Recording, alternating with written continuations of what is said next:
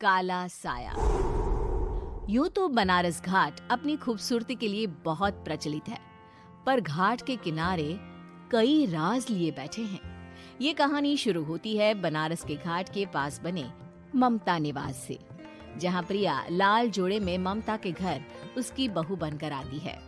आओ आओ बहू, घर को अपने पैरों से पवित्र करो। ममता घर की दहलीज पार कर ही रही होती है कि अचानक एक बहुत गंदी सी बास पूरे घर में फैल जाती है।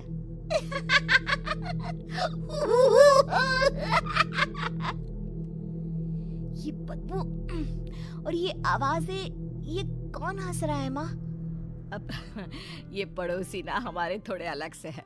कहाँ हम शाकाहारी और ये मांस मच्छी खाने वाले। छोड़, तू ध्यान मत दे और गृह प्रवेश कर। और हाँ बहू, अपनी सास की एक बात हमेशा याद रखना, इन पड़ोसियों से तो कभी बात नहीं करेगी। अच्छे लोग नहीं है ये। अपनी सास की ये बात मानेगी ना बेटा? हाँ माँ, जो आपकी मर्जी, मैं उनसे बात नहीं करूंगी। अगले दिन प्रिया अपनी पहली रसोई बनाने रसोई घर में जाती है। ये छोकी बात तो नाक में जा रही है। एक काम करती हूँ, खिड़की खोल देती हूँ। प्रिया खिड़की खोलने जाती है। इतने जाले, लगता है इस खिड़की को कभी खोला ही नहीं गया। पर ऐसा क्यों? ओह, नॉन वेज की स्मेल आती होगी ना। 2 मिनट के लिए खोल लेती हूँ, फिर बंद कर दूंगी। प्रिया खिड़की खोलती है। खिड़की खोलते ही उसकी नजर सामने वाले घर की खिड़की पर पड़ती है, जहाँ एक लड़की खड़ी होती है, हाथों में मेहंदी, लाल रंग की साड़ी, बिल्कुल सजी धजी, मानो प्रिया की तरह ही वो भी नई नवेली बहू हो। वो प्रिया को देखकर मुस्कुराती है। हे भगवान, माँ ने तो इनसे बात करने को मना किया था। प्रिया फौरन ही खिड़की बंद कर देती है और तवे पर चढ़े रोटी की ओर देखने लगती है, पर वहाँ रोटी न होकर मछली पड़ी होती है। ये क्या? पहली ही रसोई में इतनी बड़ी गलती। हे भगवान, अब मैं क्या करूं? प्रिया बहुत डर जाती है और फौरन रसोई की सफाई करने और फिर सभी के लिए खाना बनाने लग जाती है। जब वो सबको खाना परोसती है, सब तो ठीक है, मैं बेकार में चिंता कर रही थी। हे भगवान, ऐसे ही बस अपनी कृपा बनाए रखना। रात के वक्त जब सब सो रहे होते हैं, तब प्रिया को पायल की आवाज सुनाई देती है, जिससे उसकी आंख खुल जाती है। ये पायल की आवाज कहाँ से आ रही है? प्रिया उठकर उस आवाज के पीछे छत की सीढ़ियों तक जाती है। तभी उसे बच्चे के रोने की आवाज आती है। प्रिया छत पर जाती है तो क्या देखती है? वही लाल साड़ी वाली लड़की अपनी गोद में एक नवजात बच्चे को घुमा घुमा कर सुला रही है। तभी प्रिया की नजर उसके पेट पर पड़ती है। ओह गॉड, ये तो प्रेग्नेंट भी है। सुनिए, बच्चा सो नहीं रहा है क्या? मैं कुछ मदद करूं? नहीं नहीं, आपके घर वालों को अच्छा नहीं लगेगा, मैं संभाल लूंगी। स्नेहा की गोद से बच्चा हाथ मारकर प्रिया की गोद में आने को छटपटाने लगता है। दोनों घर अगल बगल में बने होने के कारण प्रिया उस बच्चे को गोद में ले लेती है। प्रिया के पास आते ही वो सो जाता है। बच्चे का वो स्पर्श रात भर प्रिया भूल नहीं पाती और अगली सुबह वो छत पर कपड़े सुखा रही होती है। तभी उसे एक औरत इशारा करके बुलाती है। स्नेहा कह रही थी बाबू तुम्हारी गोद में आते ही सो गया। मैं गौरी, स्नेहा की माँ हूँ। बहू, घर आना, बाबू को खिला भी लेना। शाम को जब घर पर कोई नहीं रहता, बच्चे से मिलने के लिए प्रिया छिपकर अपनी पड़ोसन के घर चली जाती है और कुछ देर बच्चे को खिलाकर वापस लौट आती है। इसके कुछ दिन बाद ही प्रिया को पता चलता है कि वो माँ बनने वाली है। ममता की खुशी का ठिकाना नहीं रहता।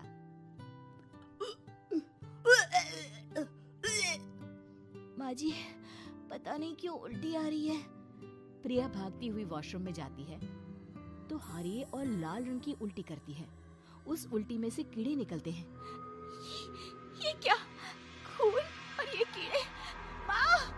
माँ! प्रिया की आवाज सुनकर ममता दौड़ कर आती है, पर बेसिन में कुछ नहीं होता। प्रिया हक्की बक्की रह जाती है। ये सब क्या हो रहा है? प्रिया घबरा जाती है और अपने कमरे में जाकर सो जाती है। डर के कारण वो इतनी थक जाती है कि उसकी आंख लग जाती है। तब उसे ऐसा लगता है उसके पेट पर मानो कोई बैठा हुआ हो। कौन हो? प्रिया के पेट पर एक 5 महीने की बच्ची बैठी हुई थी, जो बुरी तरह जली हुई थी। माँ, तुम ही मुझे लाई ना अपने पेट में। मैं तुम्हारी माँ नहीं हूँ। कौन हो तुम? माँ, देखो मैं जल गई बुरी तरह से। 6 महीने पेट में रहने को भी मुझे नहीं मिला। सहला दो ना माँ। बचाओ, बचाओ, माँ। ममता दौड़कर कमरे में आती है। प्रिया की बातें सुनकर वो सब समझ जाती है। तू कहीं बगल वाले घर में तो नहीं जाकर आई ना बहू? मुझे माफ कर दो, मैं गई थी माँ। उस घर में सब मरे हुए हैं बहू। कई साल पहले स्नेहा उस घर में बहू बनकर आई थी। कुछ ही दिन में वो एक बच्चे को जन्म देने वाली थी। पूरा घर बच्चे के आने की खुशी में खोया था कि एक दिन अचानक उस घर में आग लग गई। सब बुरी तरह जलकर मर गए। गौरी आज भी दादी बनने का इंतजार कर रही है और इसीलिए स्नेहा ने अपना अजन्मा बच्चा तुम्हारी कोख में डाल दिया। ममता ये कह रही होती है कि पीछे से उसके पैरों को एक बच्चा पकड़ लेता है। दादी, दादी। माँ, स्नेहा की गोद में यही बच्चा था। ये बच्चा कौन है फिर? तेरी मौत है। तेरी भी दादी। जिस चीज का ममता को डर था वही हो गया। ममता निवास के ऊपर मौत ने चादर बिछा दी थी। प्रिया का पेट ऐसे बढ़ जाता है मानो 9 महीने का हो। 2 हाथ उसके पेट से बाहर निकलते हैं। बहू, संतोष को फोन कर, किसी पंडित जी को बुला बहू। प्रिया का पति भागता हुआ घर आता है। ये तो होना ही था माँ। तेरा पाप तेरे सामने आ गया तो तू सह नहीं पा रही है। स्नेहा घर में आग लगी नहीं थी, माँ ने लगाई थी, प्रॉपर्टी की लालच में। और वो बच्चा मेरी पहली पत्नी का बच्चा है, मेरा बेटा, जो कि उस आग की चपेट का शिकार हो गया था। मैंने तुमसे ये सब माँ के कहने पर छुपाया था। मुझे माफ कर दो प्रिया। तुम अगर चाहो तो यहाँ से जा सकती हो। मैं तुम्हें किसी भी बंधन में रखना नहीं चाहती। मेरी शादी हुई है आपसे, मैं आपको छोड़ नहीं सकती, पर उससे पहले हमें स्नेहा, उसकी माँ और बच्चे की आत्मा की शांति करवानी होगी। संतोष और ममता गौरी के घर जाते हैं। अंदर सब कुछ जला हुआ होता है। जमीन पर जली हुई लाशें बिखरी हुई थी। ममता रो रो कर अपने करने की माफी गौरी से मांगती है। प्रिया स्नेहा के घर वालों का अंतिम संस्कार करवा देती है और ममता निवास फिर से आत्माओं के साए से मुक्त हो जाता है। मुग्धा और उसकी सास के बीच पूरा समय सास के किसी न किसी काम को लेकर मतभेद चलते ही रहते हैं। बहू, ओ बहू, जरा चाय बना दे। मुग्धा चाय लेकर आती है। ये लीजिए, और कुछ चाहिए?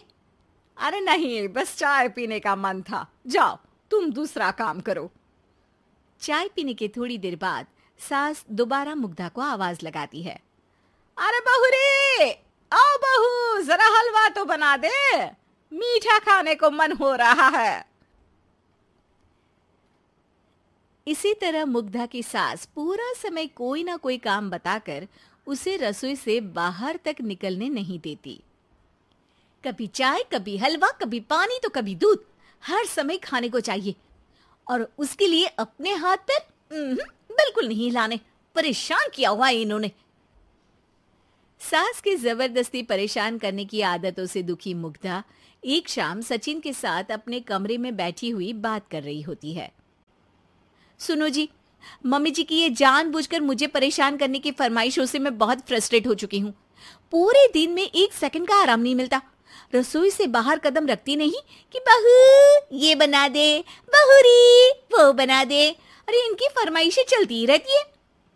अरे मुग्धा, माँ खाने की शौकीन है, पर उम्र हो चली है, खुद खाना नहीं बना सकती, इसलिए तुमसे बोलती है। अरे तो शौक भी उम्र देख कर रखने चाहिए ना। समझ में नहीं आता, हर समय फेविकॉल का जोड़ लगाए सोफे से चिपके बैठी रहती है। इतना सब डाइजेस्ट कैसे हो जाता है उन्हें? अरे तुम मेरी माँ से इतनी नफरत कैसे कर सकती हो?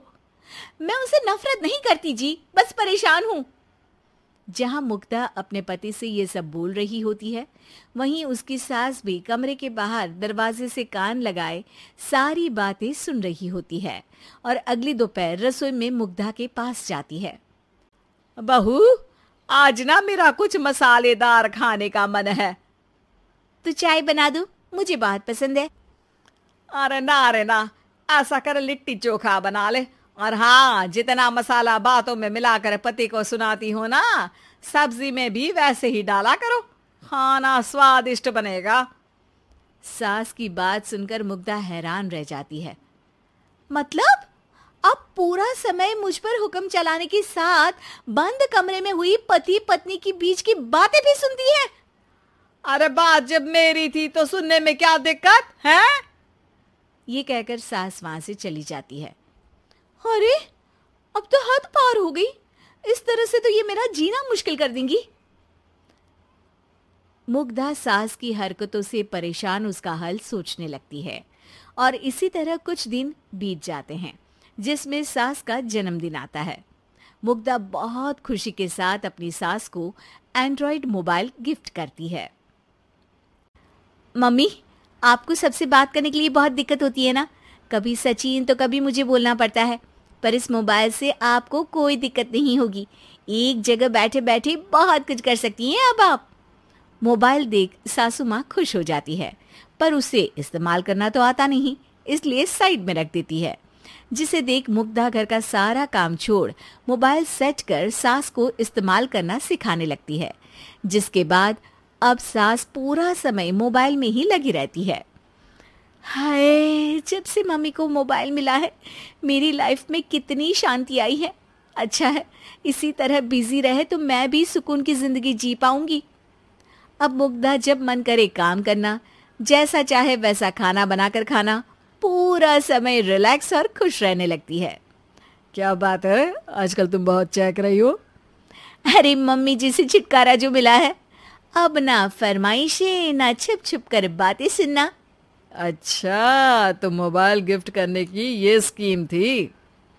इसी तरह दिन बीतते हैं और अब मोबाइल पर लगी सास फरमाइशों की जगह सवालों के लिए बहू को आवाजें लगाना शुरू कर देती है। अरे बहू सुन तो, देख जरा किसी का फोन क्यों नहीं मिल रहा? रिचार्ज खत्म हो गया है, पर अभी 4 दिन पहले ही तो मैंने किया था। इतनी जल्दी कैसे खत्म हो गया? अरे मैंने कल तेरी कनाडा वाली मौसी सास से 3 घंटे बात की थी ना। क्या? इतना महंगा तो मोबाइल भी नहीं आया जितना महंगा इसका रिचार्ज पड़ रहा है। इसके बाद तो जैसे मुग्धा के दिन के 24 घंटे में से 20 घंटे सास के पास उनके मोबाइल रिलेटेड प्रॉब्लम सॉल्व करने की ड्यूटी ही बन जाती है। अरे मुग्धा, ये मोबाइल में अचानक तेरी मौसी सास की शक्ल क्यों दिखने लगी? और ये तो हिल भी रही है।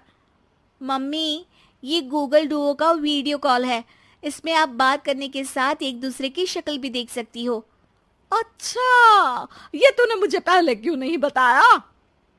अब बताने के लिए पहले नहीं बताया। इसी बीच सचिन भी वहां आ जाता है और सास अपनी वीडियो कॉल में बिजी हो जाती है। क्यों, सास बहू में क्या गपशप चल रही है?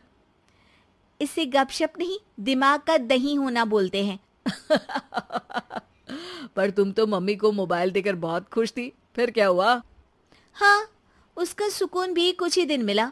अब घर के टंटे खत्म हुए तो मोबाइल की टिंग टिंग शुरू हो गई। देखो भाई, कुछ पाने के लिए कुछ खोना तो पड़ता है। आखिर तुमने मोबाइल अपने फायदे के लिए ही तो दिया है, तो फिर सवालों के जवाब भी देने पड़ेंगे, क्योंकि जब तक उनके हाथ में ये फुंथरू रहेगा तुम्हारी लाइफ में प्राइवेसी और सुकून रहेंगे। कहने का मतलब है अगर इससे प्यार बढ़े तो दाग अच्छे हैं। अरे मुझे पहले दिन से ही पता है मोबाइल किस मकसद से दिया गया है। भूलो मत, इससे पहले मैं बातें ही सुनती थी। सास की ये बात सुनकर मुग्धा शॉक में और सचिन हंसता रह जाता है।